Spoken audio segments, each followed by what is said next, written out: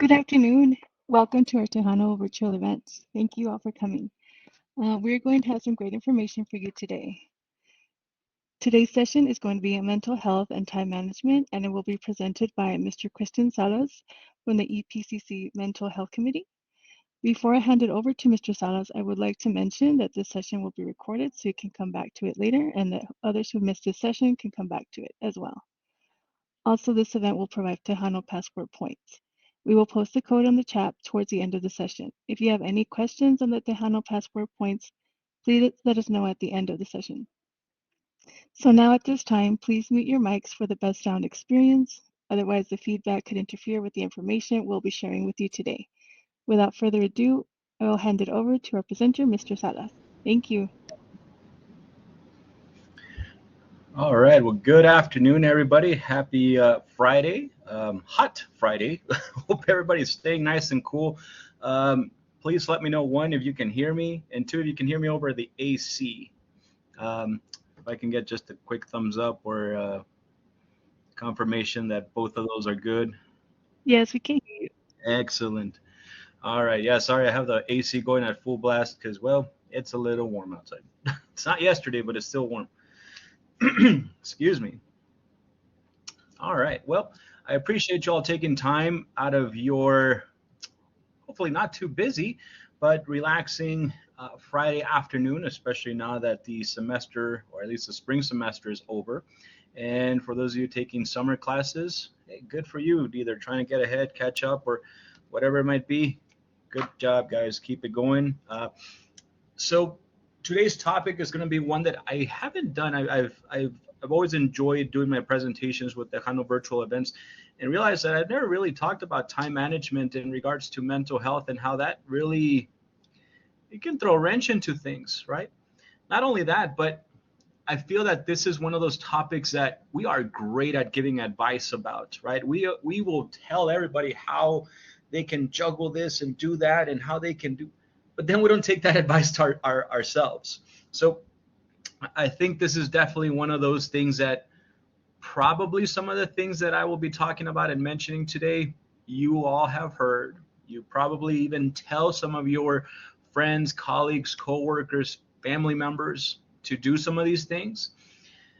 But again, we might not adopt them for our own sake. So maybe we just need to take a chill pill, sit down for a second, do it for ourselves. So again, how do we juggle life, right? And again, thank you for my introduction. Again, my name is Chris Salas. I am Associate Professor of Social Work here at EPCC. And as mentioned, I am a member of the EPCC Mental Health Committee, a previous chair of the committee, a great bunch of people that, if you don't know about it, do a lot of good work behind the scenes to ensure that the mental health of not only our students, our faculty, but also our staff is at the foremost and at the forefront of the college's mind when coming up with different aspects and different programs and such. One of which, shameless plug, but it's the EPCC Cares, which is a new up-and-coming program center department that recently opened up where students can get mental health assistance if you're dealing with any type of symptom of depression, anxiety.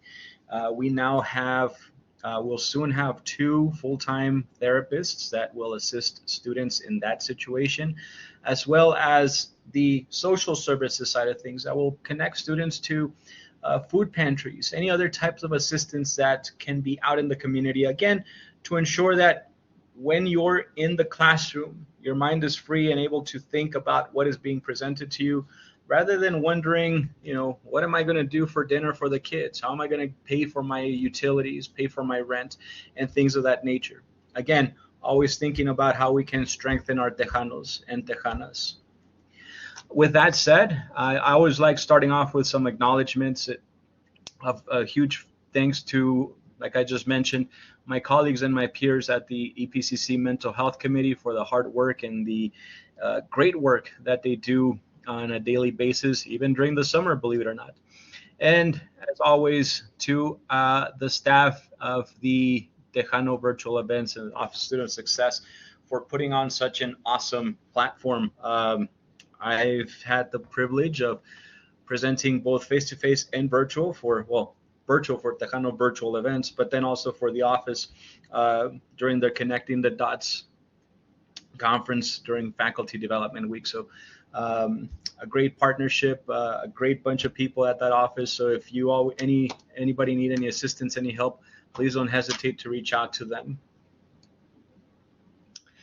I always tell people when you do my presentations, I don't give learning objectives. I don't give that. I always call them my spoilers, because I tell you up front, hey, this is what we're going to talk about.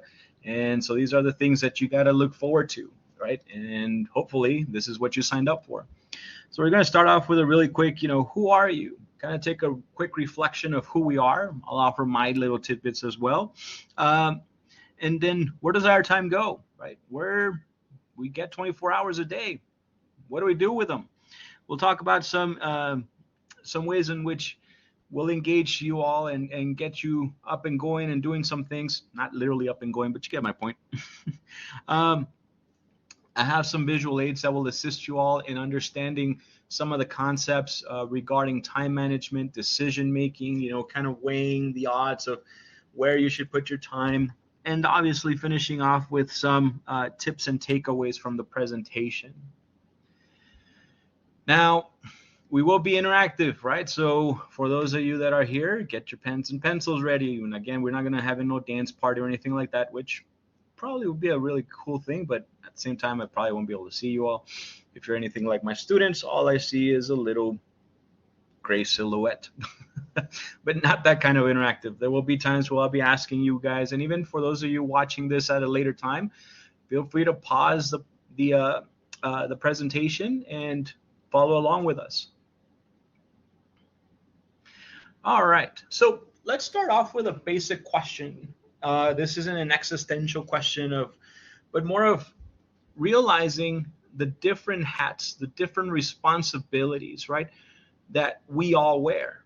Now, I'm sure that everyone present, you're either a student, your staff, right, your faculty. So that's a hat that you wear even at EPCC, right?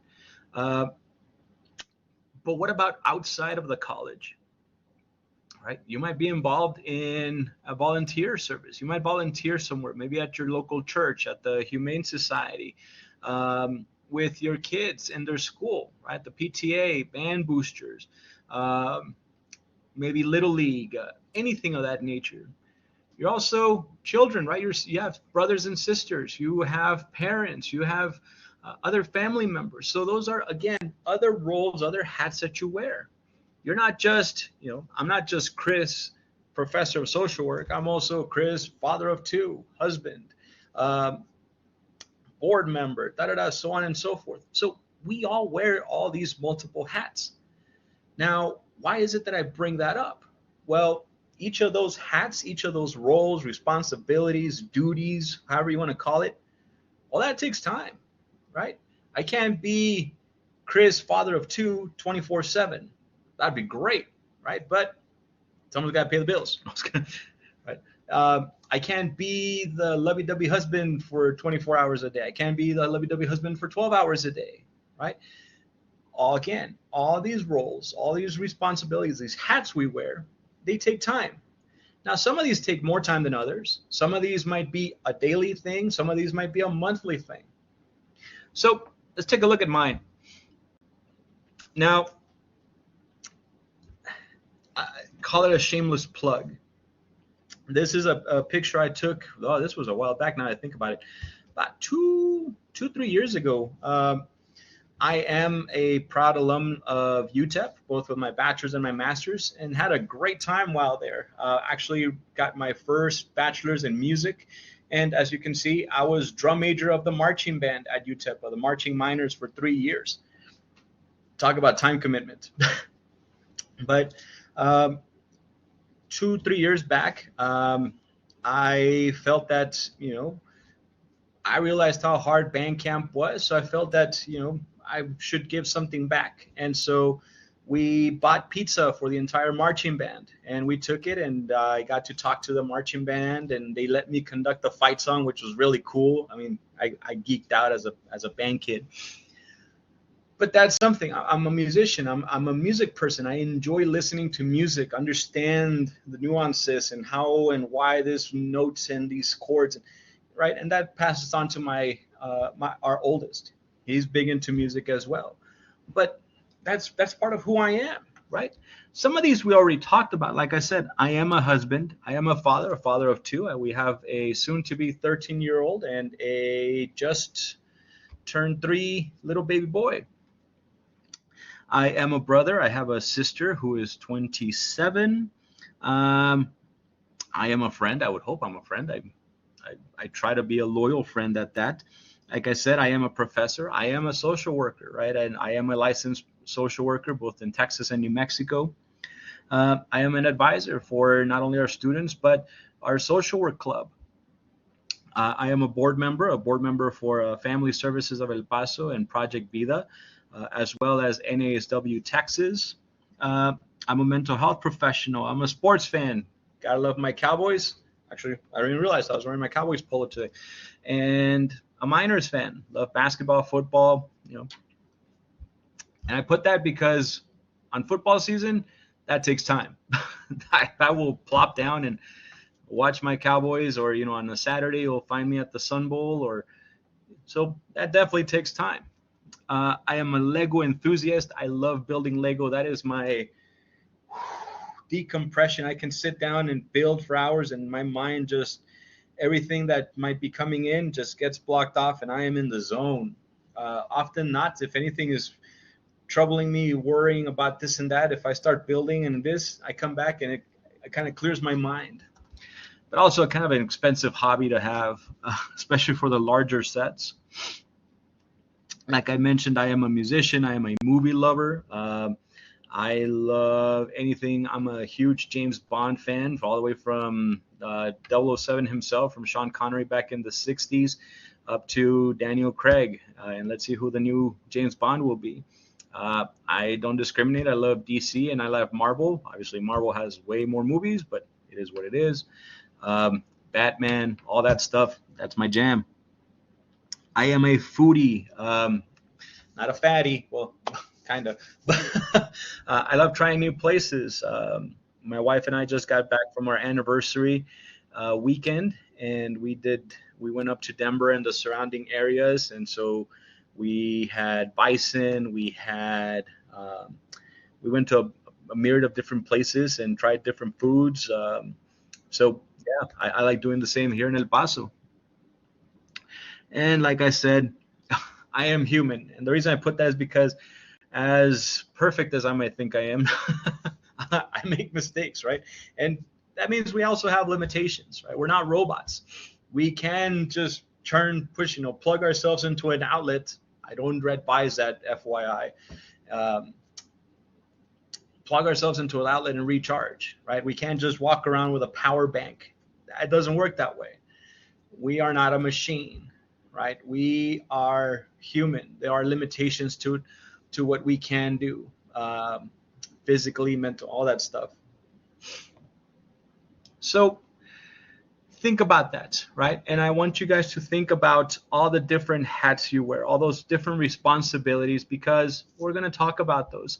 And it's really important for us to understand that there definitely are things that, because of the hats we wear, it takes time, right? As an employee, you can't just say like, oh, I'm an employee. I don't have to work. Well, kind of have to, right? If you're an hourly employee, it's kind of based on how much you work. Like, even as a salary employee, you're expected to produce X amount of things. The things that you're expected to do, right? So there's a definite time commitment that comes with all of those different hats and roles that we have. So, like I mentioned, yes, we only get 24 hours in a day. That's all we get, right? I'm sure we can try and configure something where we can, change the definition of an hour. Sure. But that time is very finite. So where does it go? So this is where I'm going to ask you guys to take a little time off. And obviously I understand that, whether you are here during the live recording or whether you are watching this later on, we'll go through it so that you guys get a better understanding of what I'm asking you to do in this particular exercise per se. So like I said, hopefully you've had a couple of minutes as I was talking and yabbering on to think about the different roles that you have, the different responsibilities that you put on your shoulders. And so what I want you to do is take a couple of minutes, right? We won't do it here where I just kind of sit and look at the camera for 5 minutes at a time, but as I'm talking through this, I hope that you guys follow through. And maybe this is just filler. This would be a perfect time for you all to pull a piece of paper, maybe on your phone, pull up a tab on Word document, something where you can jot down a couple of things, right? You're not going to turn it in, so it doesn't have to be this elaborate assignment and such that you have to prepare. But excuse me, think of the roles and responsibilities that we just mentioned, right? And this is what I want you to do. Create as many columns as you want, right? In other words, in each column, you're going to put what that role is. Like I said, husband, father, professor. Excuse me. And so for each of those categories, what I want you to do is I want you to write down your responsibilities that come along with that hat, right? With that obligation, with that role. And then I want you to write about how many hours or minutes, right? What's your time commitment throughout a day for those particular things, right? So I'll give you a couple of seconds. Again, I won't take too much time because at the same time, I don't want this just to be me sitting around looking pretty while you guys do all the work. So take a couple of minutes, like I said, think about your roles, your responsibilities. It doesn't have to be the ones I mentioned. It could be, obviously, we're all unique. We all have different roles. We all have different responsibilities. And think of what duties come with those, what responsibilities come with those, and then how much time do you dedicate to it, right? So as you're going through yours, let me share what a couple of the things I came up with look like, right? So this is what I was referring to. You have your columns going up and down, right? So I put professor, father, board member, just things that just kind of were, I don't say obvious, but things that I guess were in my mind when I was putting this together. I think I had a board meeting coming up. That's why I thought about that. And then your rows, the ones going from left to right, this is going to be, the first one could be your duties, your obligations, responsibilities. And then the bottom, about how much time would you say that you spend on these on a daily? So as a professor, what am I doing, right? I'm sure my students think I'm just sitting in my office, twiddling my thumbs, looking on Facebook, something. No, not all the time, no. But prepare for lectures. We prepare the lectures. We if we change books, we got to make sure that everything stays up current. Reading different articles, keeping information current, keeping data current, making sure that website links work, that our assignments, the links on Blackboard are working, right? So we got to prepare for our lectures. Grading, the crux of being a professor, right? Grading. Believe it or not, I think it took me less time to grade when we were doing everything face to face than now that it is virtual. But maybe it's just me. Maybe I just got to find an easier way of doing that. And actually holding class, right? Logging in, standing in front of students, being in class, being present, delivering the material, answering questions. It takes time, right? And that one's kind of predefined, whether it's a 50-minute class or if it's a 60-minute lecture or such, an hour 20 minutes. So give or take, I'd say about 8 hours a day, right? Good 8 to 5, sometimes less, sometimes more. The other one, being a father, this is definitely not the all list. This is a rather very abridged. As for the professor, there's definitely a lot more other things that go into it, but I want to keep it to the basic ones. being a father, well, getting ready for the day, getting the kids ready to go off to school, dropping off the baby at daycare, getting them dressed, getting snacks ready, things of that nature. Excuse me, feeding in the afternoon when we get home. Our oldest can feed himself; he's good at that. But the baby, make food, warm up some stuff. Sometimes even just maybe stop for some food. Um, Bathing the baby, I mean, that can go anything from 5 minutes to about an hour, depending on how much he wants to really be in the bath and in the shower. Sometimes Papa's the one that ends up getting more drenched than the baby does. And then playtime, downtime, right? Whether it's watching a movie, watching something, playing with the baby, at least with his choo-choos, uh, listening to our oldest talk, his recent projects, things that he might be doing, composing some things for his guitar, for his band, things of that nature, right? And so I would say that's about 5 hours, but I'm probably shortchanging that depending on the day. Um, Being a board member, again, I'm not going to bore you guys, but really attending the board meetings. I'm the treasurer for the Family Services of El Paso Board of Directors, so preparing our financial reports, meeting with our executive director and our chief financial officer, reviewing the monthly accounts and ensuring that we're where we need to be financially. That one, I would say about an hour. That's not really on a daily basis. Again, that has its peaks and valleys. But anywho, so again, these first couple of things that I'm telling you is really more of a self-reflection, right? Looking at not only who we are and thinking about the roles that we have, but then also looking at how we spend our time doing the things that we have to do. And this is going to sound mean or rude, but I feel that sometimes, and myself included, we feel that we have so much to do, but when we actually start writing things down, we go like, wow, it's not as much as I thought it was, right? And so we might spend a couple of times, unfortunately, on these puppies, right? If you don't have your camera, on your cell phones, scrolling through social media, on the phone, just gossiping, chismeando, whatever. And I get it, completely understand. Downtime is important, right? I'll be the first one to say that downtime, that things away. But then at the same time, when people say, "Oh, it's because I didn't have time for this," well, but where did our time go, right? If you recall, that's where we started this conversation of where does our time really go? And so again, the purpose of all this is for us to really hone in on where our time is going. And sometimes it might be like a bucket of cold water, right? When you go like, oh damn, I really, but sometimes we need that, right? I sure as heck did, and I sure as heck have, and I've changed where I prioritize my things because of things like this. So again, it's difficult sometimes to be the ones that realize like, oh man, I could have, I most definitely. All right, so this is a little tool that I came across a while back.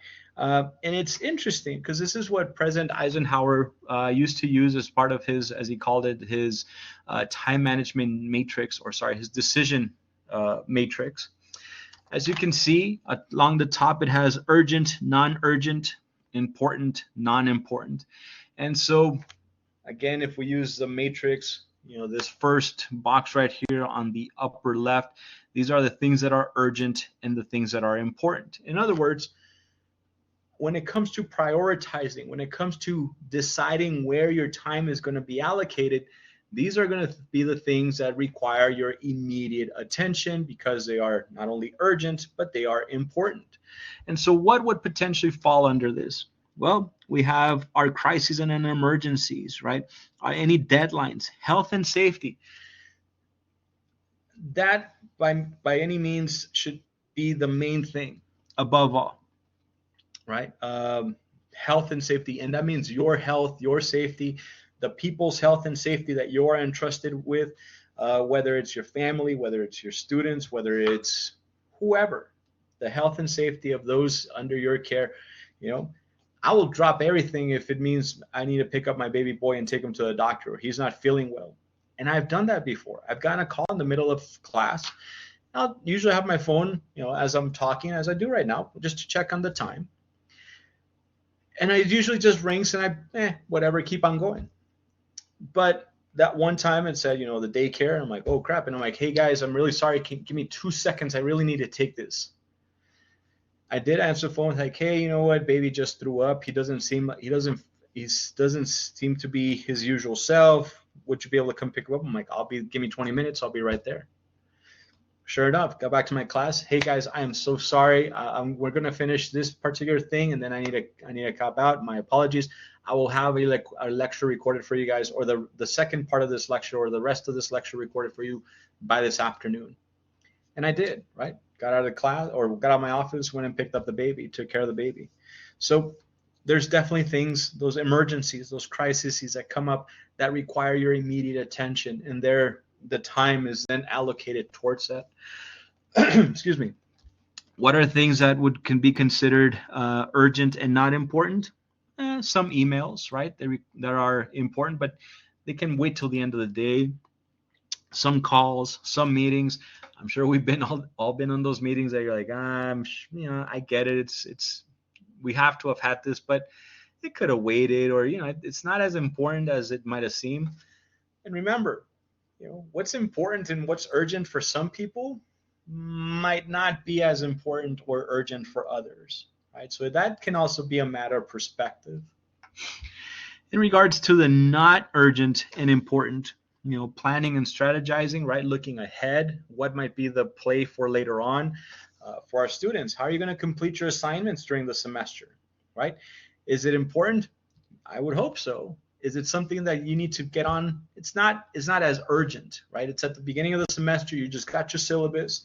You're seeing all these due dates that are coming up, right? But they're not till, if it's in the fall, it's not till late October, early November, maybe even December. Well, it's not urgent, but it's important to start planning. Okay, well, I got to make sure I got this done. And I got to pick a group, and then our group needs to meet. So you're strategizing, you're organizing what that's going to look like. Now, if you're having this conversation in October, late October, and this is due before Thanksgiving, guess what? That just moved from non-urgent to urgent and important. At least I would hope so. Self-care. I've done multiple lectures and presentations on self-care, right? Ensuring that you yourself are taking care of yourself, mentally, physically, all kinds of allays. Relationship building, right? Building your relationship with your classmates, with your family. Now people will say, what do you mean by not urgent? Well, you can't become someone's best friend overnight. You can't become someone's favorite this overnight. You got to build those relationships little by little, being there for them, taking 2 minutes out of your day to give somebody a call, to show them that you are present, to show them that you care about them. That takes some time. And then obviously, well, not obviously, but I guess in my personal opinion, the non-urgent and non-important, scrolling, right? That's not important, and it's not really urgent. Unless you're in marketing, okay, I can maybe do some squeezing here and there regarding that, but I don't know. Binge watching, well, I don't know. I was watching, was it the new season of The Boys came out on Amazon, so I was trying to binge that last night, the first 3 episodes. I fell asleep halfway through the first one. So I got to find some time to watch that again. But, I watched the entire season of, what was it, the three body problem on Netflix because it was cool. So I started watching it, and then it turned into 2 episodes to 4 episodes. And next thing you know, I'm on the finale. So that one's hard. When you get some time, you can do some wiggle room. And some gossiping. You know what? Again, this is opinion. I'm not a person that gets into people's dramas and to the this and that. Hey, man, you want to vent and everything? Cool, but I might be doing something else. Again, all of these are my personal opinion. If you want to think about these in a different manner, you can think of the top as your do's, your decide to do, your delegate to someone else, and your delete or decline to do, right? If you want to keep it into a more concise, an easier way of looking at this. But again, it's up to you to decide where things fall within this matrix. If you choose to use the matrix even to that or at that point. So we've looked at the roles, right? We've looked at where our time goes. We looked at even how we could potentially start to prioritize and put our day and our time into a much more, I don't want to say efficient or effective way because that sounds elitist, but in a way that benefits us, right? So what can keep you from your perfect day, right? So again, I'm sure we've all done this before. We've all done this at some point or another where you either have the circle with 24 slots, right? And you start kind of either penciling in or coloring in how many hours you do a day, for example, sleeping, working, um, homework, family time, self-care.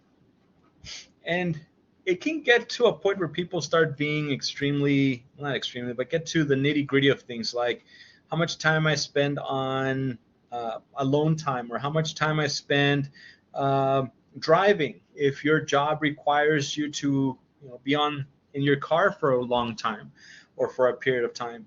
Uh, so then we start to see where our time really goes and what can impede us from uh, having that quote unquote perfect day. So again, you can definitely take this. You can look this up, 24-hour diagram, 24-hour matrix table. And just like we had done previously with looking at how much time we spend per role, right? And the duties and such. Well, this is a perfect way of using as a visual, right? Seeing what you jotted down and now putting it on a table or on a graph and visualizing how much and or where the time in your day goes. That's basically what we're doing here. And remember, this is after we have self-reflected on where our time really goes. And once you've done what your day typically looks like, turn around and do one with how you would expect or how you would want your perfect day to be.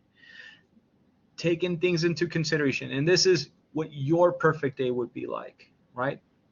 Understanding that obviously there are some responsibilities, some things that you have to do.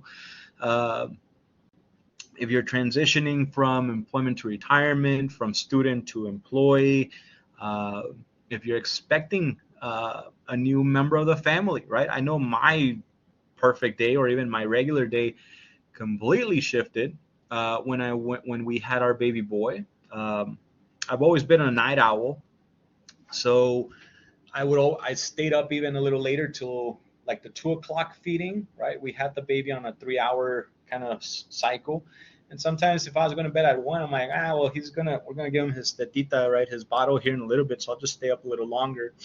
That way, my wife can sleep, and she'll take over kind of the morning shift. Right, she's a much brighter, shining star in the morning than I am, and even now, I am a night owl, and she's, I don't know what the morning person. So we have that trade-off. But again, I want you guys to see what your perfect day would look like, and then see what that would look like. Early bird, duh, yeah. I'm like early person, night owl, early. Thank you. It's sometimes the easiest things that just skip your mind. But think about that. Think of what your perfect day would be like. And so, personally, my perfect day would look like this, right? But 8 hours of sleep. I think that's more of a want than I need. Usually I'll do 6 hours, 7 hours. I wake up rather, energized and such. Then hours of work, about 6. 2 hours with the wifey. 2 hours of alone time. Believe it or not, I value my alone time. My wife is definitely the opposite in that sense. She loves being out and about and with people and such. I mean, that's cool with me, but I really enjoy my alone time. I feel that that's why at times I stay up at night when everybody goes to bed.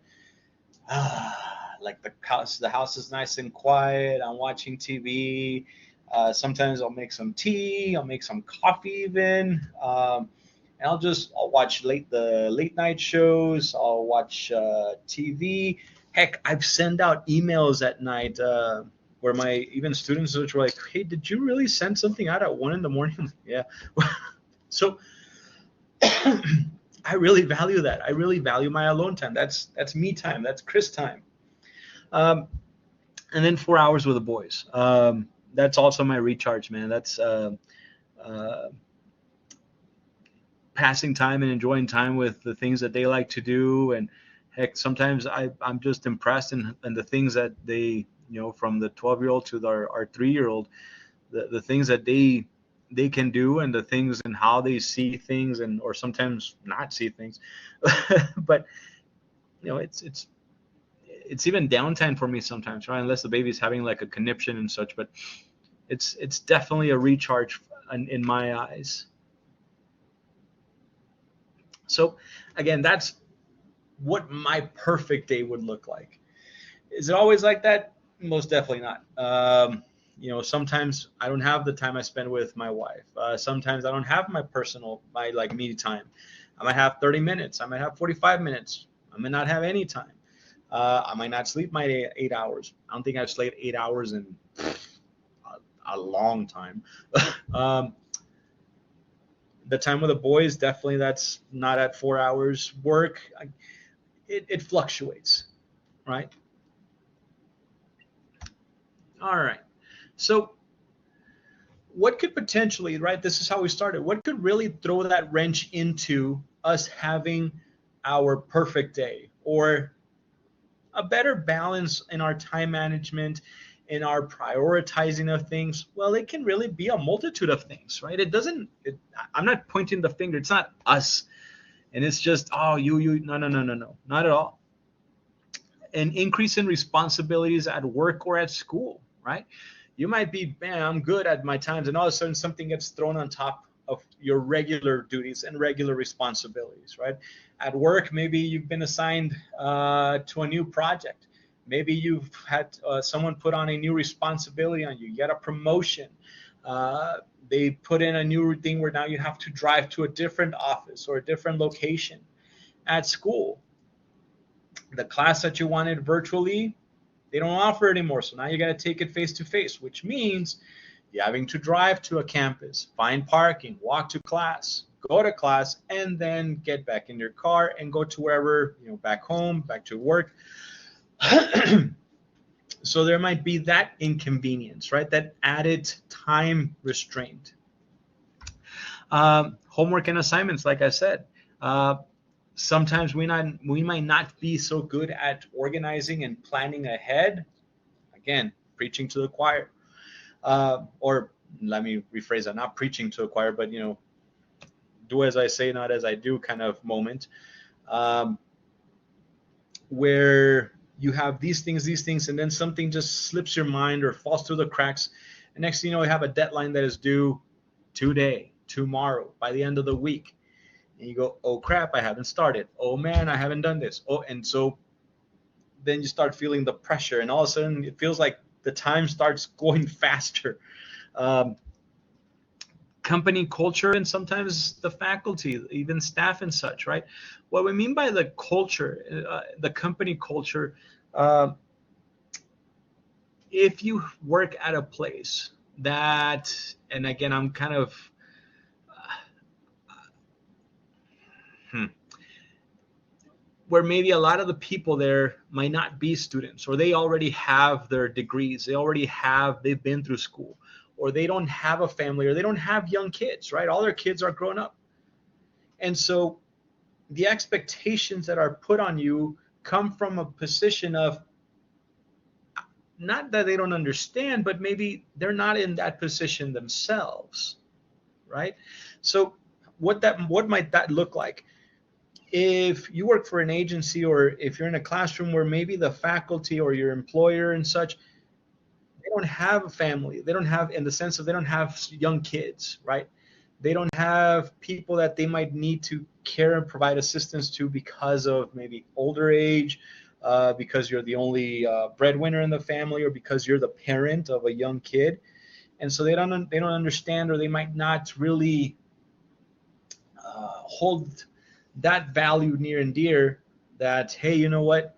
I'm sorry. Look, I'll come early tomorrow, but I need to take my kid to the doctor. Or, my parent, my mom, my dad, they need to have their medication picked up, and the thing closes at 5. Can I leave 15 minutes before? No, you're at 5 o'clock. Or no, you have class today. Right? So if the culture of where you work and or the faculty could potentially cause a conflict, or potentially cause you to be at an unbalanced situation, right? Because now, because you had to stay, or because you have to do this, now you got to take time away from other things to do the things that you have to do. I tell my students, myself and the other social work faculty, well, we wouldn't be doing what we do if we didn't understand that.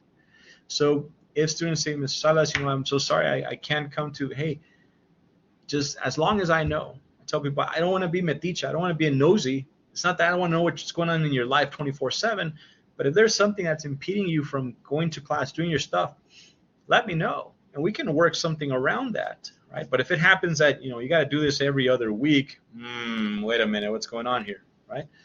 All in discretion. Poor time management, that one does fall on us. If, we procrastinate, we put things off to the last minute, well, it might be us that we put ourselves in that situation. Lack of flexibility, when we are the rigid ones. No, I have to do this today.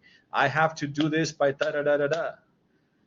Instead of wiggling, right, or understanding that, well, it makes sense if I do this first and then I do this instead of this and then that. Because it's on the way there, I can stop here and do this and then go there. Or, you know what, I'm already here, I'm just finished. If I'm already waiting for class, maybe I'll just finish reading this chapter. I'll finish writing this essay. I'll take my exam. I'm already here. I'll just do my exam now instead of waiting till I get home, right? Again, being rather rigid with how we use our time. Major life changes. We teach this in our family course when we talk about families and strategies with working in families. Major life changes: getting a new job, starting a new career, starting school, at start of the semester, the end of the semester, a death in the family, a birth of the family, a marriage, new house, moving. Those major changes in your life cause stress. And all that can definitely, build up and cause issues even in your time management. Like I said, you have a baby, you can kiss your time goodbye, right? The baby is not set on a timer where like, oh, okay, mom and dad are taking a nap. I know they're catching up. All right, I'm going to be quiet. No. I know I was just fed, so it makes sense if I go poop right now, and, that way I don't mess up another set of clothes. No. Right. So major life changes are very stressful for people. And it could be not in a bad way necessarily, but it brings on new things. You're starting to get used to new schedules, to new routines. So again, that can definitely throw a wrench into how we look at our time. And not saying no. I know some of us, we love doing things, we love helping others, but there's times where we have to be like, you know what? I really don't have time. I'm so sorry, but I can't. And that's something that's very hard to do. Heck, I don't think I've turned things down. No, I take it back. I've gotten a lot better at saying that because I know the value of the time. And I know that if I do something, I'm taking time away from something else. Case in point, I know that I'm staying at the office till 4, till 5, till 6 sometimes. Okay, but in those times, I am going to try and get as much work as I possibly can, because I know that as soon as I get home, my laptop is not coming out. Because that's my time with my family. That's my time with the kids, with my wife, my alone time. So my laptop stays in the case. I don't even know why I bring it. There's times where, like I said, after everybody goes to sleep and I'll sit back, maybe go downstairs and do some exercise, come back up, type a little email here and there and everything, but I don't get into full work mode. Just knock some things out that I know I had to do. But again, just saying no for the sake of understanding that if you say yes and you take on something else on, you're going to take that time away from something else. And I think that's where we miss the point sometimes. So what are some of our tips and some of the takeaways? First and foremost, take breaks, physical and mental breaks. As a therapist, when I work as a mental health, as a psychotherapist, man, I didn't do anything physically. I sat in my butt in my office the whole day, right? Talked to people, worked with their problems and such. Mentally, I ran like 10 marathons. I was drained. But because I was on my butt the whole time, I started realizing that, hey, you know what? Just going around the office, doing a little circle, just walking and stretching between each session, man, that helped. My office at EPCC, I have a standing desk where I can sit. And then for lectures, because I'm very, even now, I'm sure, or hopefully you've seen, I'm very movido, right? I'm very kind of all over the place, even sitting down. It's my nature. I just can't stand still. So even presenting, when they ask me to stand on the podium, I'm like, I'm sorry, I can't do that. I'm going to be talking. I have a decent, projecting voice, so I'll walk around. And so I get my steps in, even in the classroom. But even then, it's mentally and physical breaks that we should take, right? Whether it's going for a stroll, listening to some music that you enjoy, doing a hobby, eating, treating yourself to an ice cream, something that you enjoy once in a while. That helps decompress. Improving your time management, set reminders. My phone, as much as the technology, man, if it can call, great. If it can send messages, excellent. If I can use the internet here and there, great. The main reason for this is for the calendar. I'll put reminders for my doctor's appointments. I'll put remind me an hour before and the day before. Boom, boom, boom. If I have a meeting, the same thing. Major deadlines, boom. If I could turn my laptop around, you'd see I bought this huge board that hangs in our kitchen, and it has color coordinated. I know it might be a little over the thing, but dad isn't like me. I'm in yellow. My wife is in red. Our oldest boy is in green. Our baby boy is in blue, and then the family is in black. And I made a calendar, and so we put everything that everyone has to do. That way, we all are on the same page. Like, okay, well, I gotta go to this on this time so I can take the baby because it's on my way. A little social worky, I don't know, but it helps. It's now it'd be user error if we don't put it up there, and then we have to do something. Oops. But anywho, give tasks a time limit. When you have I'll eventually do it, the likelihood of it getting done is very unlikely. Even if it's, I need to take this to the post office before Friday. All right. Basically, I just said I need to send this by Friday. Right? I need to work out at least half an hour each day. All right. Before I go to bed or at this time, this is my workout time. Boom. Or I need to start doing this. I'm going to go shopping. I'm going to put some deadlines, not just like, I need to do this. When? Eventually. No. When do you need it by? Pues I need it by soon. Boom. All right. There you go. At least you have something that is kind of in stone almost. Limit distractions from social media to just, the squirrel moments, the shiny things, right? I tell my oldest, do what you need to do before what you want to do, right? He has his chores, and before he plops his little butt to watch something, I'm like, we done? Yeah. Are you sure? Yeah. All right. So do what you need to do before what you want to do. That way, guess what? You got more time to do what you want to do instead of like, I only have 30 minutes to do this because then I have to go back. If it's just like a break, cool, more power to you. But remember, if we do this now, does that mean I can just go and about and do what I wanted to do? Hey, that's a win for me. Be kind to yourself. What I mean by that is, I know we're our own worst critic, right? And there's times when things will not go our way. There's times where, as hard as we try, we're not going to be able to make this. We're not going to be able to make that. We're not going to be able to do this or to do that. It's okay. Don't beat yourself over it, right? Work a little harder next time. You know what? I knew that if I would, I got to make sure I plan my week a little bit better. I know I gave myself a little bit more time. I could have left a little bit earlier. I could have done it. There's a lot of coulda, shoulda, wouldas. But if we live in the no. Hey, just use it as a learning opportunity, and do better the next time. But don't beat yourself over it.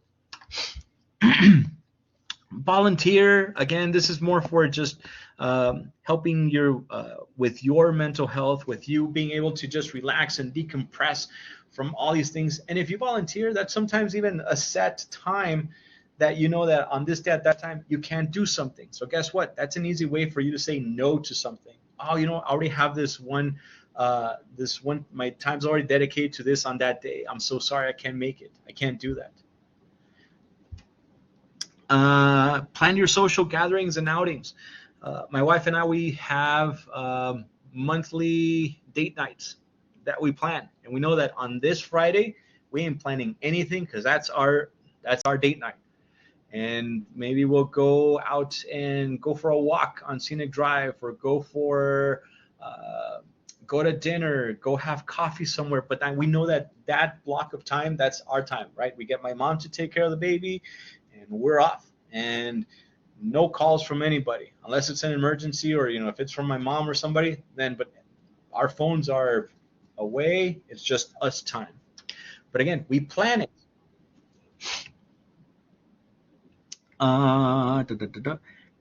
Prioritize your tasks again, using your decision table. What's urgent, what's important, what needs to be done now, not what you want to do now, right? But what needs to be taken care of ASAP. And then creating some sort of plan as to your plan of attack, your plan of action. What are you going to knock out first, second, third, fourth, fifth, boom, boom, boom.